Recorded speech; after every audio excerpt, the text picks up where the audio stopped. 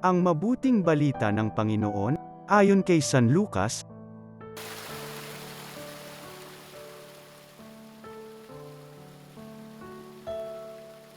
Noong panahong iyon, sinabi ni Jesus sa kanyang mga alagad, "Hindi mawawala kahit kailan ang mga sanhi ng pagkakasala, ngunit nakapangingilabot ang sasapitin ng taong panggagalingan nito.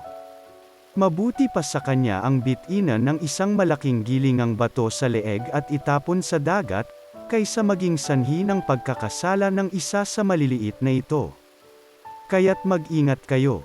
Kung magkasala ang kapatid mo, pagsabihan mo, at kung siya'y magsisi, patawarin mo. Kung makapito siyang magkasala sa iyo sa maghapon, at makapito ring lumapit sa iyo at magsabing, 'Nagsisisi ako,' patawarin mo."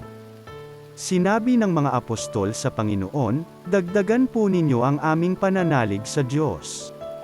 Tumugon ang Panginoon, "Kung maging sinlaki man lamang ng butil ng mustasa ang inyong pananalig sa Diyos, masasabi ninyo sa puno ng sikomorong ito, 'Mabunot ka, at mat-anim sa dagat,' at tatalima ito sa inyo." Ang mabuting balita ng Panginoon.